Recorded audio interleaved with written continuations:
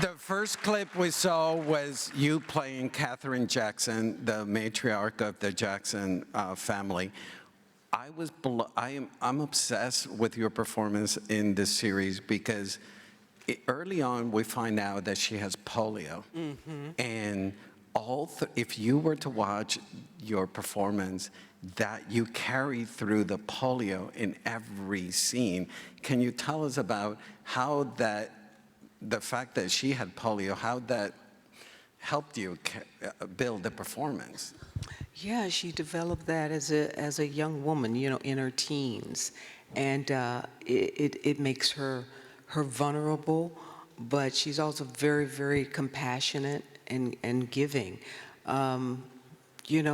She's shy. She's shy about it, about the way it appears. So, she just puts all of her love into her children and into her family. Yeah, I really went to town on Lawrence in that. I remember my arms being very tired because I was slapping for real. And I heard you say that scene was improvised? A little of that was improvised with the whole, I don't want you, I don't want you, Yeah. It was, just channeling how would that feel, and that was seemed to be a change in their relationship. I mean, they could go on to live together and to be together, but it was a change in the dynamic of the just love, in terms of the love relationship and being there. It's more of, you were parents, here's the business, this must be done. When this miniseries came out, there were starting to be allegations against Michael Jackson. Did anybody tell you, do not do this? Funny enough, my agents at the time told me to. I mean, it was crazy because they said, here's an audition. Go to the audition. Okay, go to audition. Audition well, got a call back. Go to the audition. Audition, got another call back. And then it was, you know what? There's a lot of allegations about Michael in the press, and we don't think you should do this. We don't think you should do this project. And listen, the Jackson 5, when I was a little girl in St. Petersburg, Florida, black people on TV, they were one of the people. They were like the first concert I ever went to, as a little girl. I mean, I had posters on my wall. It was like, and here's one of them in the room, auditioning me to portray his mom. This was a crazy, a trip for me. And I remember telling my agents, no, I'm not playing. I'm not going out for the role of Michael.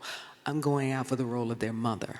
And no matter whatever the allegations or whoever or whatever we think, one thing is true that I believe, that I can see, is that they adore their mother. They revere their mother. And that, a reverence for motherhood, for mothers, that's what I want to put out into the world with what I do. So I said yes to it. I said yes to that opportunity. It was great. Those kids were phenomenal. I think there were 5 sets, because they had to grow from little kids to grown adults, and they were magnificent. And they really were my teachers in what I had to do later, because Tina came after that. They sang, they danced, they acted, and they had to go to school. I didn't at least have to go to school, and that was enough for me. Yeah, and then it went on to have like 40 million viewers. Correct. We don't get those kind of eyeballs on a show today, but yeah. But one of the things that I also love about Katherine Jackson, which ties to a lot of the characters that you have played, that on the surface they're kind and gentle, but doesn't mean that you're weak. No. And Katherine Jackson, yes, she's kind, she's gentle, but she's tough. Yeah, very tough coming from Gary, Indiana. I mean, they would, trying to raise 9 children on one salary, and, they're picking potatoes out of the field, that sort of thing. She held her family together, and they still, to this day, there's no one like her. No You one may like not him. have worked with him in the Jacksons, but Michael Peters, the choreographer. Oh, yeah. He choreographed the choreographer and then for- he went on to choreograph you in Oh, yeah. What's Love Got to Do with It. Yeah, Thriller. Yeah, he did the Thriller, in the red jacket and all of that. And yeah, it was exhilarating. I mean, to work with, he was famous in choreography. But he was also, that was the early days or the middle years of, he was dying of AIDS. So he was sick. So a lot of time while we were working on that, he would have to take a nap and lie down. And his assistant, Eartha Robinson, would put me through my paces. So he'd show me what he wanted me to do. We were at his apartment in a little room with mirrors everywhere, and I remember Tina coming there one day and, Michael, just let her learn it before she puts the shoes on, the heels on. And I was like, thank you, my angel. He's such a hard taskmaster, Is this how they do it on Broadway? I mean, just, oh my gosh. But yeah. One of the reasons why I wanted to show that clip from What's Love Got to Do with It is because when you run, you don't run like Angela Bassett. You run like Tina Turner in that movie. The specificity of the physicality of your performance is impeccable. Just running for my life. I don't know how I did it with heels on. I mean, I didn't put sneakers on, and fake it like time for the sneakers. You see the feet, but I remember, and that was production where we did scenes so many times. The guy Chi McBride would say, they could just put X's over our eyes and we'll look like those little cartoon characters, like, on the side of the road. But I remember that night because we would do scenes over and over and over again, and those concert scenes, you feel like you had a sweater in your throat after performing, and we would do it from top to bottom. And he said, okay, let's do it again. I was like, can an actor have a moment? Just 60 seconds, a minute, please, just to catch our breath. But I remember when we began to film that, I said, I'm running to God. I'm running to the Lord. I need salvation. I need help. And the other was like, I'm running away from the devil. So I will run fiercely to God and away from evil. And that's how I ran. And we only did 2 takes, and he got what he needed. The camera was rolling, the lights were perfect, and it worked. So it wasn't about half ass in it, So Full out. you had to physically move like Tina. You had to learn how to talk like Tina, and also capture her essence. Tell us about that challenge of synthesizing and creating Tina. Well, I was fortunate that early on while we were at Michael's that she came through LA, and I got to sit with her, and I remember she brought some of her photo albums, looking at those little sepia, jagged edge pictures, and just going. And so there's a part of me that's here in the moment, but there's a part of me that comes out and is observing the moment, sitting on the floor, going through the album with her, and observing her energy. And I remember saying, "What's that? What's up with your face right there? What's going on?" She said, "Oh, I broke my jaw. My jaw was broken there. It was wired shut, or I had, blood in my jaw." And but there was no malice or, like evil. It's almost like she could laugh at it, like that was that, And I thought that was really interesting that she, even all that she had gone through, that she still had a buoyancy and a lightness and vitality to her spirit. No matter what, an unbroken quality to her spirit. So it's like, that's something to carry in the scenes. This is only 2 hours of a person's incredible life, but, and it's truncated, but that's something about her that I can use in the scenes or in the telling of the scenes. Mm-hmm. Though you and Larry have this intimate moments of violence. And thinking the scene in the recording studio where he beats you and rapes you, how difficult were those scenes? I mean, you had a trust with Larry. Yeah, it was difficult because that's such a violent act. I just despise, the idea of it. But Lawrence was so supportive, so very supportive.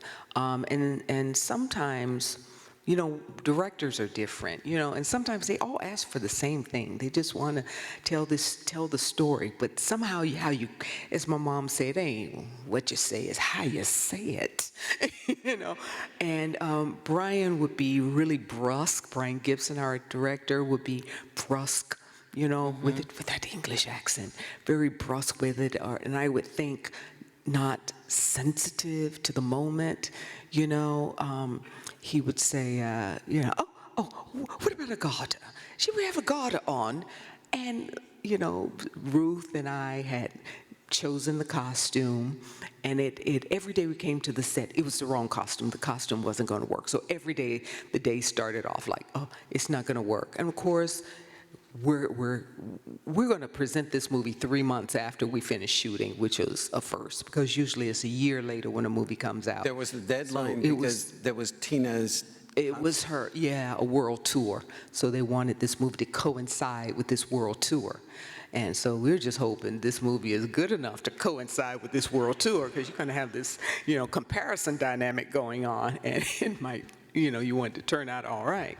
But every day we would come, and so we tried to get smart and say, and take pictures. What about this is the costume for tomorrow? Oh, yeah, that's good. Okay, great. Show up in the morning. Horrible costume.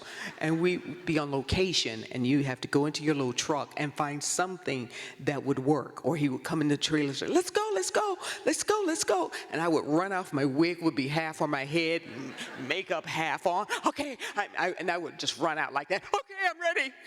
And then he would laugh. Okay. And it's like, yes, let makeup do what they do. Let the hair artisan do what they do. You get everything ready there, I'll get ready here, but this hurry up and let's do it, when everyone hasn't contributed what they contribute. So it was crazy like that. Was there a moment in the process that you... Oh, and he would say, we would do the rape scene, and we would, as I say, we were doing things over and over, and it is such a debasing sort of feel. And so Lawrence would say, Angela, how many times do you want to do this?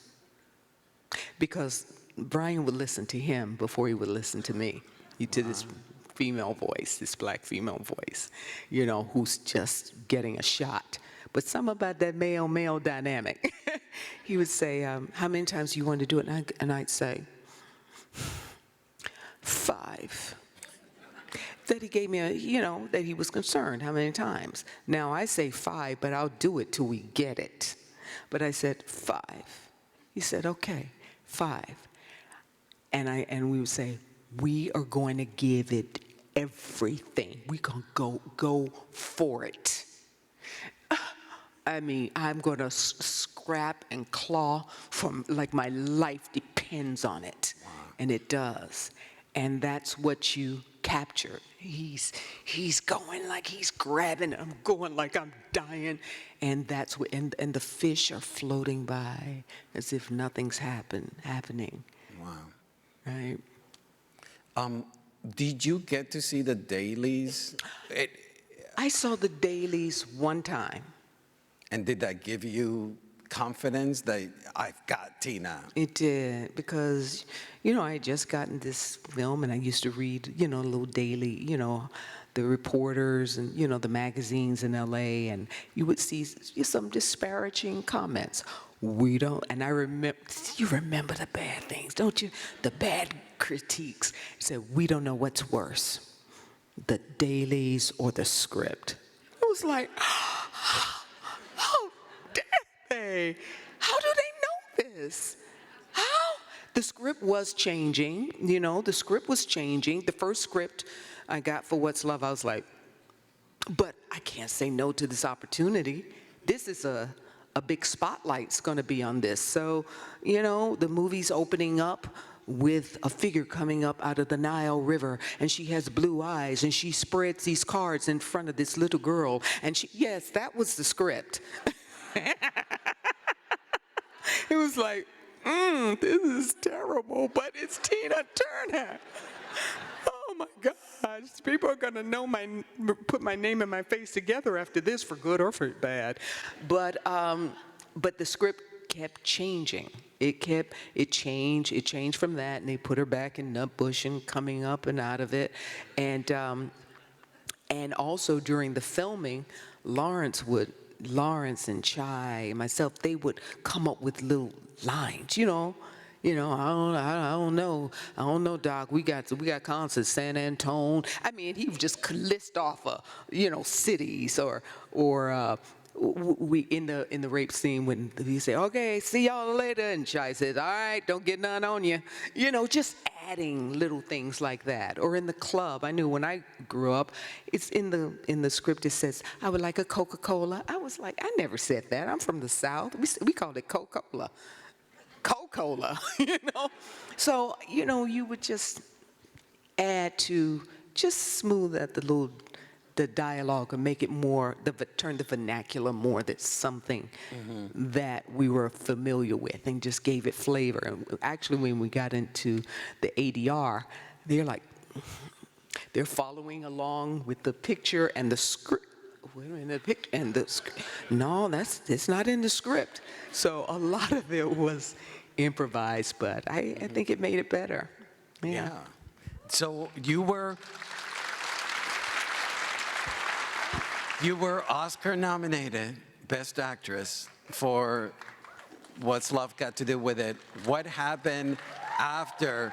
Did the phone started ringing? Opportunities evaporated. Before then, I'm doing 1-hour episodic dramas, little television. It just sort of poof, poof, for about 18 months, And how do you keep on? Let me tell you, I was so exhausted after that experience. After the last day when she's in the limousine fighting Ike, that was literally a 25-hour day. 25. I'm telling you, everything on me hurt. But it was like, go for it. This is the last time. Kick him, slap him. But 25, I couldn't believe it. What kind of job is this? 25 straight hours. Wow. And I couldn't speak. You could ask me my name. Maybe I could answer that. But I was just a limp noodle. You embody Betty Shabazz, and you embody Tina Turner. How long does it take you to shake that off, to just go home and be yourself? Well, I don't think, Betty wasn't so hard. These are, our regular working day-to-day women, loving their families. But someone like Tina is a larger-than-life rock star.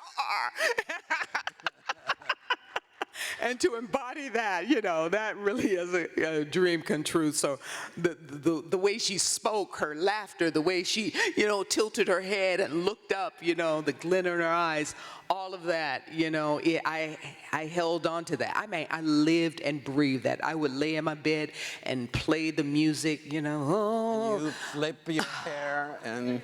Something on my mind. Did she inhale? Or did she exhale? I was just nitpicking it away. And, and in bed before you go to sleep, it was like, it's something so sensual about it. I'm just a fool. I know I'm in love. What you say, get chills now. But that was a harder one to let go. That was a harder one to let go of. Wow. Let's watch Miss Bassett in Strange Days, directed by Catherine Bigelow, and Vampire from Brooklyn, directed by Wes Craven. John Singleton, the youngest director ever to be nominated for Best Director, the first African-American director to be nominated. Tell us about going to an audition for him. You, in your resume, it was theater and a lot of TV. He didn't have any bias against. No, he didn't seem to at all, which was wonderful. I think Jackie Brown was the casting director, and I was just really happy that I was able to be brought in, because it seemed like you were getting sort of pigeonholed into, you do TV, you know, and you do TV drama. And here's film over here, television over here, and actors cannot crisscross between the two. It seemed to be the prevailing, you know, sentiment at the time. But he was 19, he was young. I remember going to Lamert Park, you know, down in the neighborhood, and sitting with him. And he was just wonderful. He was really kind. We talked about Langston Hughes, who was one of my favorite poets, and his as well. It was for the role that was loosely based on his mother. He told me he liked the way my mouth sort of curled in a growl. I was like, really? Oh, thank you. Like when I was mentioning about August Wilson, his language, the way his characters, there's so many characters in this movie, but they're so well defined. It's so ahead of its time, this movie. When you read that script, when you were involved with it, were you aware of the strength of the script? I don't think I was, really. It was a time when you were seeing a lot of movies that were, you know, took place in the neighborhood about young, you know, black boys coming into their own, and some were better than others, or not as good as others, but this was just a really fine one. And he had wonderful, I recall, a wonderful crew behind him. Stephanie Elaine was a producer on the film as well, and they were there, and they shepherded him and protected him, because he was new to it. It was a lot going on. It was a huge crew, a lot of moving parts. But when you have just someone that you can trust in, and they're going to guide you and make sure you come in on time and where you need to be, he could just concentrate on the story that he knew all so well. And then you meet Larry Fishburne, and you will go on to work with him. Well, I had met Larry maybe a couple years before, while I was going around the country in the old Globe Theater in San Diego doing Joe Turner's Come and Gone. I came to LA to audition for this movie that was going to happen called Dessa Rose. And so I got cast in that, and I actually ended up leaving Broadway, giving my 2-week notice, leaving Broadway to do a film, to play Dessa in Dessa Rose. It was like, yeah, this is great. This is how wonderful my life is. And Lawrence was cast in it, along with Cicely Tyson as the mother figure, and Natasha Richardson, and Donald Sutherland, Tony Todd. And it was wonderful. We were all in Irwin Winkler. It was to be his directorial debut. He had, you know, produced the Rocky and the Clockwork Orange and all this. So this was his debut. We were in Charleston, South Carolina. We were 48 hours before doing rehearsal. I'm like, Cicely Tyson, I can't sitting here and meet her with everyone else. Go outside the room. Hello, a pleasure to meet you. And then go in and let's get to rehearsal. All right. And 48 hours before, our director goes back to LA. He comes back and his arm's in a cast, and he had thrown it through a wall, and we lost all the money. You know, the studio, something had happened in LA. The studio fell apart, and it was just crazy, and it wasn't to be, and we had to go away. So I was on Broadway, and I left Broadway to star in this movie that fell apart. And it's like, oh, well, these disappointments happen, I guess, can happen. But I met him there. Filmus interruptus. And little did you know that you were going to co-star for many. Again and again and again. And again. You Yeah. guys are a terrific pair. Yeah. So you got cast right after Boys in the Hood by Spike Lee and Malcolm X. The first time that you play a real person, and you've made quite a... Was that the first time? Betty Shabazz? In film, wasn't it Betty Shabazz? Okay. Yeah. I bet you know better than I do. No, yeah, it was in film, yes. Okay. Betty Shabazz, yeah. And you will make a name for yourself playing real characters. What is your approach about tackling, what I've always, and I said, I hinted at it in my introduction, is that you don't impersonate. You latch on to the spirit of the person. What is your approach about I think I do try to do that. Miss Dr. Shabazz was still with us then, but it seemed important to me at the time because I heard a little something. You know, she's a woman of great deal of pride, and so I think she said it was something like, "I only slept in silk," you know, and I was like, well, they work for the Nation of Islam. And they weren't giving them much or anything. That was one of her key issues with him, that they didn't have life insurance. What about the children, you know, securing the future? So I thought, let me speak to Attila, the daughter, the eldest daughter. She will have remembrances or reflections on her mother that I think might be interesting or closer to a truth. You know, history is, we want to recall it for ourselves. Sometimes it gets very beautiful, you know.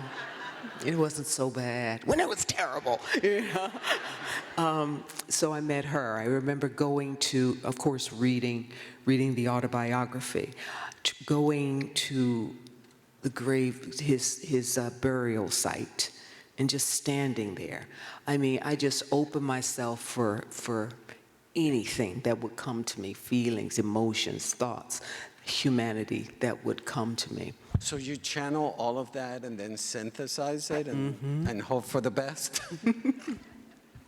You mentioned the clothing.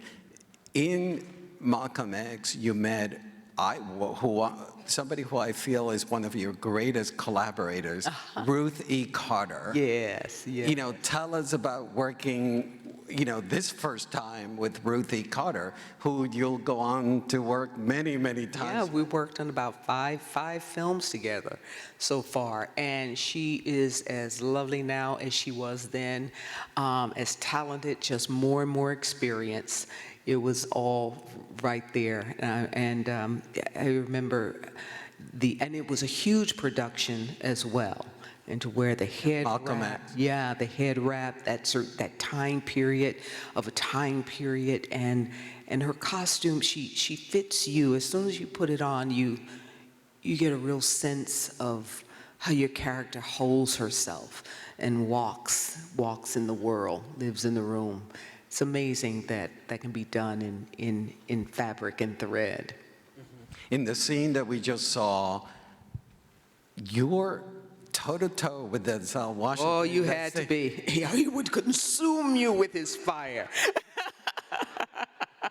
So how was it? Oh, I mean, this is your second major film, and you're working with Spike Lee and Denzel Washington. It could be terribly intimidating, honestly. I remember the audition.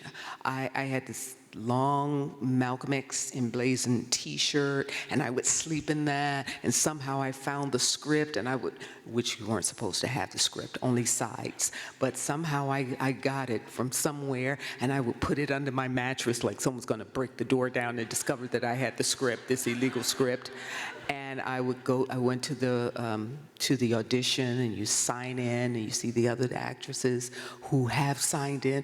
Oh my God, oh my God, oh my God. And go into the room, and I had been, I think, stalking Spike Lee because I was in New York. He did She's Gotta Have It. I'm still in New York, and then he's doing his second film, but he goes to LA. Oh, I can't audition. Then I go to LA, and he doesn't want to audition people, and he goes back to New York. Finally, he comes back to LA for Malcolm X. Finally, I'm in the room. Finally. And Denzel is there, which is a treat. And you know, you try to get cute, and you put on a little lipstick. And I remember him in the scene taking his thumb and wiping the lipstick off of my face. And instead of being intimidated, I would just put my, like, do it, Malcolm. You want your lady without makeup, adornment, lipstick. All right, Malcolm. I would not shirt back, but, you know. And I guess that's the way to play with him, because we know he's very strong And what I love, I mean, powerful. by the way, Malcolm X, that movie was ahead of his time as well. And what was amazing is that Spike Lee is not known for his romantic relationships in films. But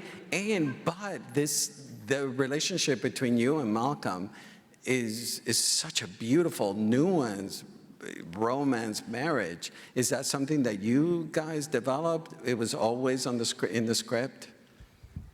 Those certainly were the words in the script. It was certainly there. I think there may have been a little improving there on Denzel's part. You know, a lot of this, that back and forth, like kinetic energy, you know. Of course, it's not written like that. But there was opportunity, you know, you see a scene, an opportunity for that to happen. Yeah, I remember working with Spike. He sort of reminded me of that guy in class who pulled your pigtails and like and laughed uproariously. We were making this serious movie. Everyone was walking around, hello brother, hello my sister. Everyone was we were all Muslims. Sister Betty, Brother Malcolm, you know, cut, walking around for lunch. Brother Malcolm, yes, thank you, Brother Dennis. Sister, may I get you? Everyone was so utterly respectful of other. I mean, we lived it. And, you know, we also had, members of the community help save that movie also. When it's like, there's no more money. I mean, members of the community stepped in and paid for this movie to be finished, which was amazing, astounding. It's an amazing film. It's ahead of its time. Now we're going to look immediately after you were done with Malcolm X. You went on to the Jacksons' American Dream, the miniseries. We're going to watch a clip from that, and also you were cast as Tina Turner in What's Love Got to Do with It? Everything. Let's watch the great Angela Bassett in those scenes. You did, back to back, you did 2 Tarek McMillan projects, Waiting for Exhale, and How Stella Got Her Groove Back. I will never forget, as a cinephile, seeing Waiting to Exhale and seeing 2 successful, beautiful African-American women just sitting around in the living room talking about their issues and problems. And they're sharing the screen. I'm going, I have never seen this in my life.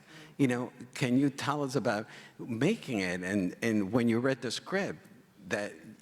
Oh, I remember it was after Strange Days and Vampire in Brooklyn, incredibly long shoot, and I was so tired, but he was, I mean, literally Waiting to Exhale. You have 4 days and then head to Scottsdale, Arizona.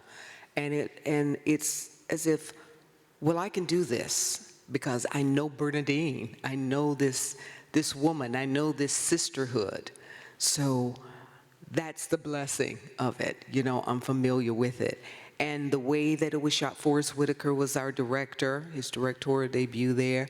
And we had moments where we were all 4 together, the 4 ladies together, and then basically each one had their story to tell. So you got a little bit of a break. You ladies were aware that we're breaking ground here. Well, I knew when I lived in New York, I saw everyone on the subway, on the A train, reading that book. So I thought, this is going to be successful. I mean, because it already had an incredible audience. I mean, I saw it on the streets. But we had never seen characters on film like this. And then to see four strong black women, compelling, interesting, loving, hopeful in various situations, leaving their husband, being left, married men, thinking that life is over, yeah. Bernadine is when I mentioned in my introduction that in other hands it could have gone into camp. It is such a risky performance. Were you ever concerned about calibrating the performance, not going too far, keeping it contained, etc.? No, you just went for it. I just went for it. Especially in that closet, in that closet, and just start. Sometimes you're just filled with her anger, So some of that, some of those lines were like, get your shit, where I just improvised, just in the moment. I was the background to your foreground, And I heard a friend of mine used to say that. I was like, ooh, I like that. If I could use that somewhere. And it was like, this is the perfect place. Bernadine was the background to his foreground, So just throw that little spice in there. Then you went on to do How Stella Got Her Groove Back. Tell us about working on that project. He's a 40-plus successful again woman that's going after a younger man. Yeah, and I felt pretty successful at that time. That was that. I really did. I even got to weigh in on who I wanted to be my Winston Shakespeare. There guys came as I had done screen tests to be chosen this time, screen tests for the men, and then I got to pick which one. Let's see. Who would the ladies like? Now, here we have this trained one with this British accent, but here's some muscles. And so we landed on Tay, There's two things I wanted to ask you. Again, you're working with Ruthie Carter. I love that you're wearing so much pink in this. Tell us about how you and Ruthie Carter arrived to. I know there was, some controversy about this pink workout suit run. The director just thought it was just too Pepto-Bismol, or it was just too much. And I remember Courtney, I had a one-day honeymoon. I was like, the schedule kept moving, and it kept chasing my wedding date. I kept moving that around, and finally I just let it stick. And I was like, and we were filming. I was like, I need this day off to get married, and can I please have the day after? So literally a one day. He came down there, and we were going through this whole pink thing we were going to wear, and he said, let a girl wear pink. And so the director did. Well, all right. And I want to talk about Boseman and Lehman. This is Athol Fugard, one of the greatest playwrights. Again, you've worked with August Wilson. South African playwright, yeah. South African, and he deals with racism and apartheid, and directed by John Barry. John Barry, who had directed the play on Broadway like 35 years previous with Ruby Dee and James Earl Jones and Zakes Mokai. And also, he had been blacklisted in Hollywood by the McCarthy era, Right, and he had moved to Europe. Exactly. Yeah, and always wanted to do a film about it, and we did this little independent film. Pathé came up with the money, and we went to South Africa. My second time in South Africa. I went with Artists for a Free South Africa just before the elections, the first democratic elections. We went there for a week to let them know, your vote is private, your vote is your own. So we went around. It was a whirlwind. But this was my second time back, and we were thrilled. We were literally in dirt and dust and filming. It was crazy. And then we go to our little hotel and look at Table Mountain. But it really was about, disenfranchisement You know, him in disenfranchisement, and the only power that this man with nothing has is this violent power that he exerts over his woman, his most precious resource, and it's, you know, it's sort of like the stronger. Who's the stronger? Is he or is she? And she flips it on him. Let's watch the next set of clips. It's Music of the Heart, which again, directed by Wes Craven and co-starring Meryl Streep, and then Aquila and the Bee, co-starring again with the great Larry Fishburne and Keke Palmer as a very young girl.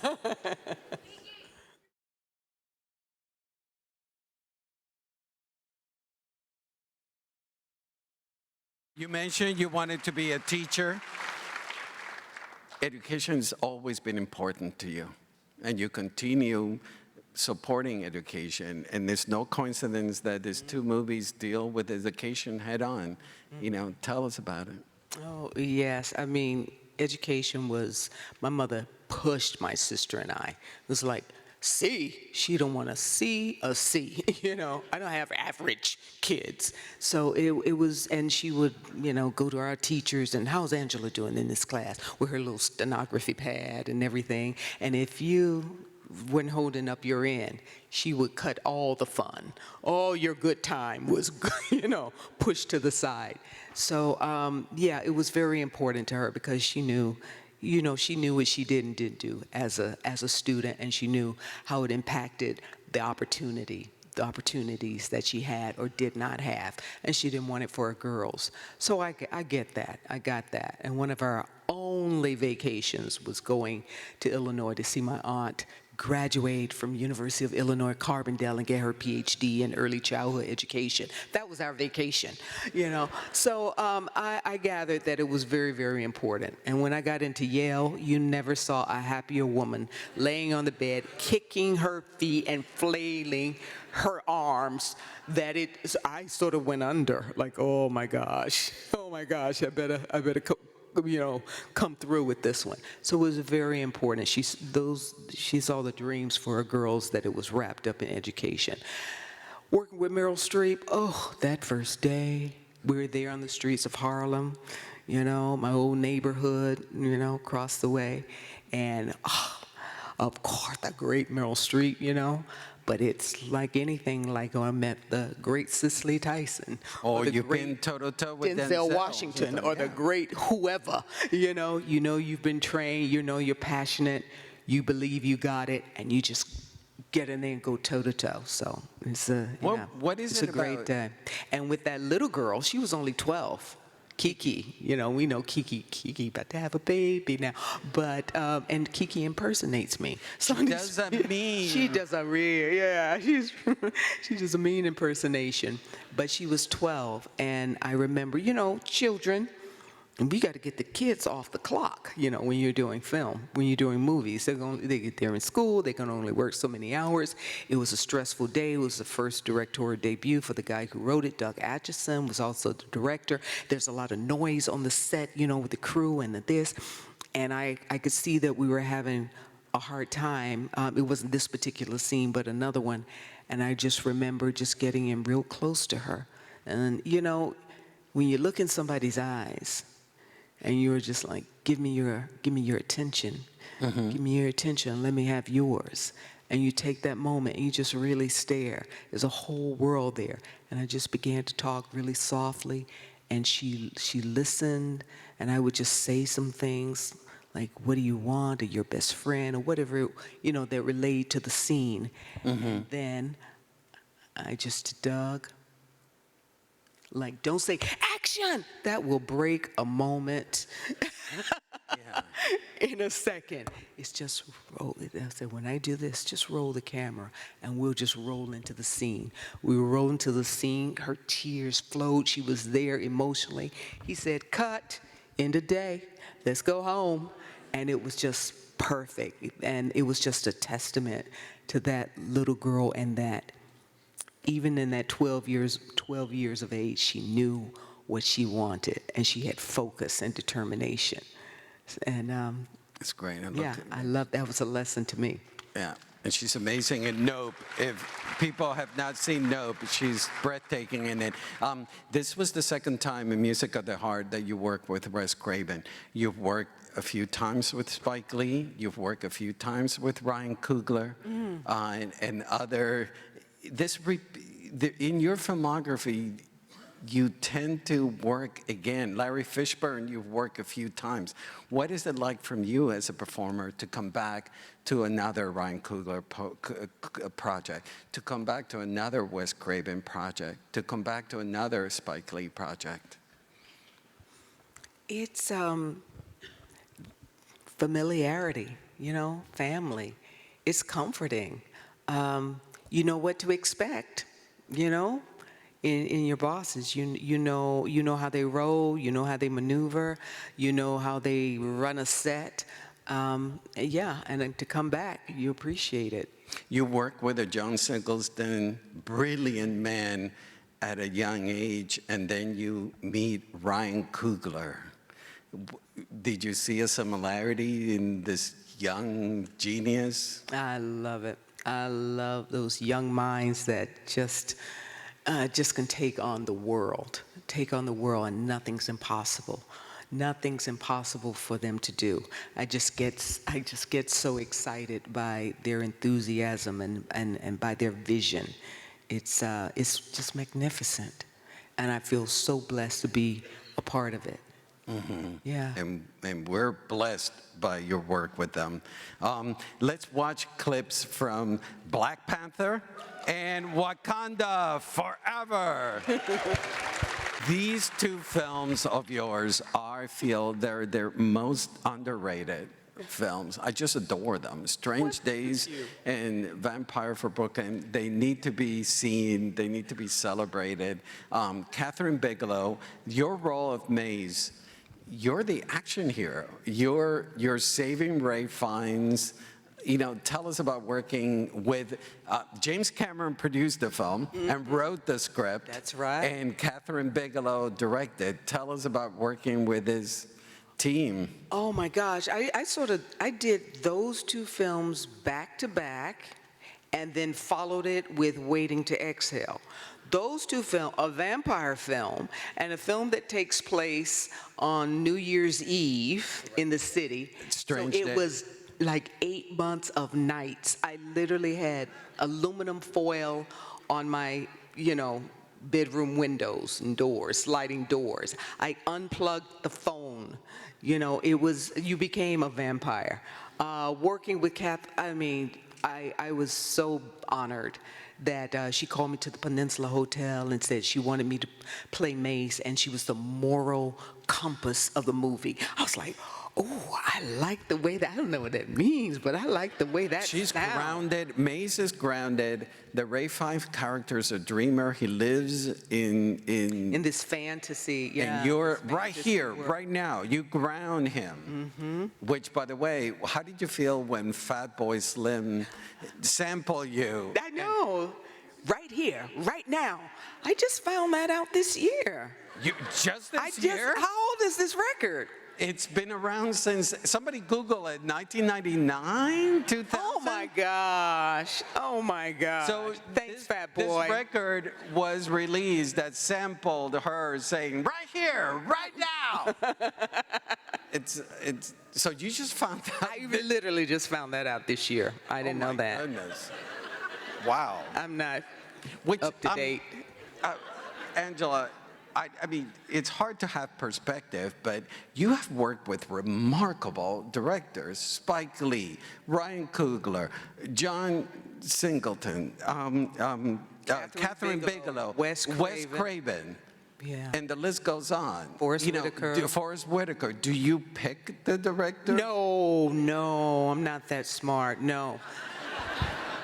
Fortune has just blessed me. I've just been blessed, yeah, and highly favored. It ain't fair, it's favor.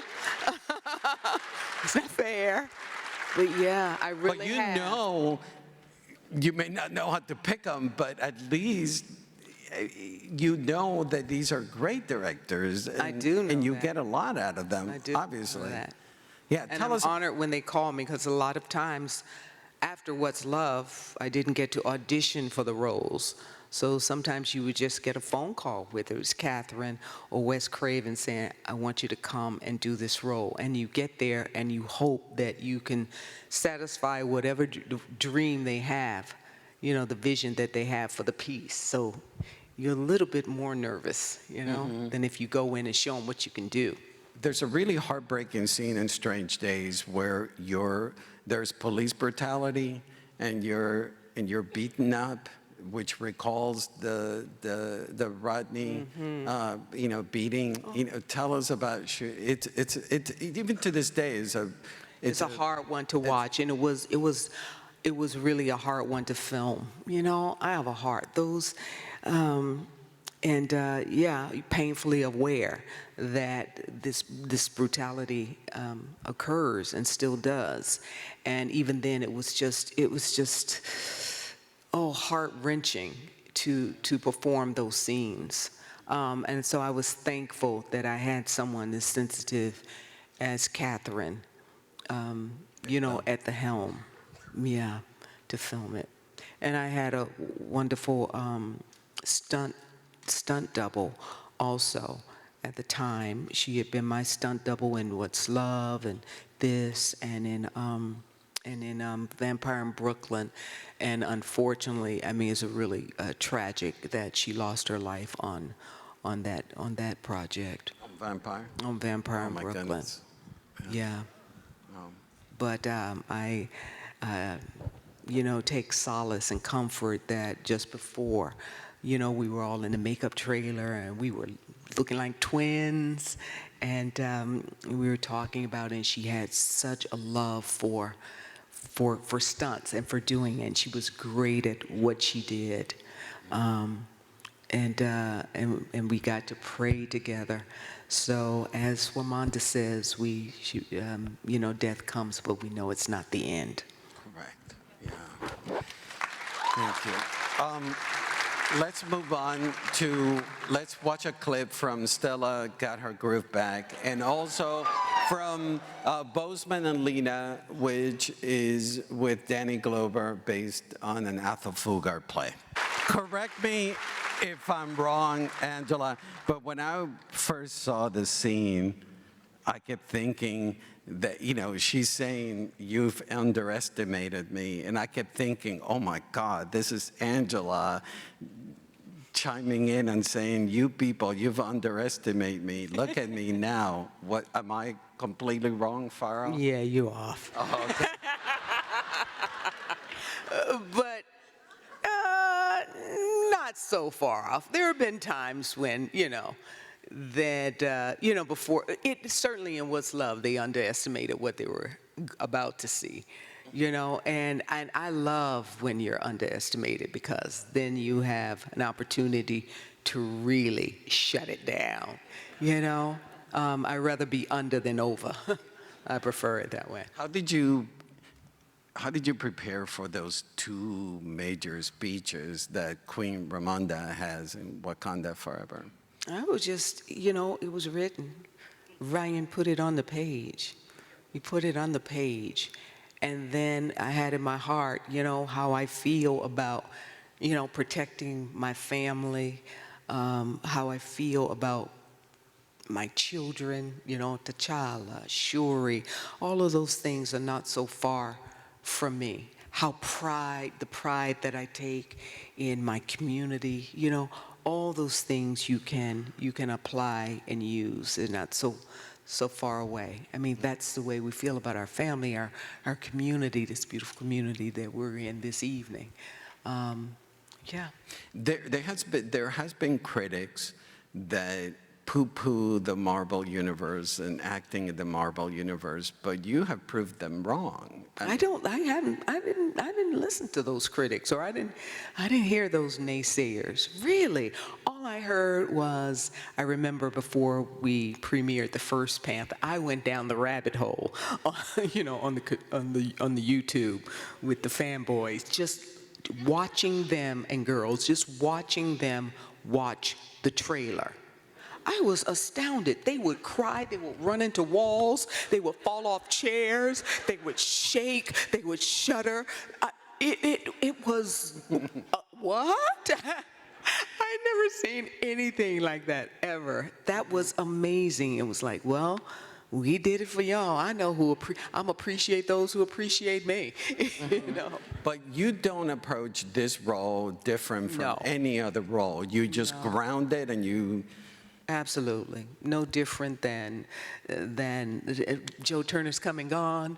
You know, no different than Bozeman and Elena. No different than What's Love. No different. No difference. No. And She's a woman protecting her own. You know.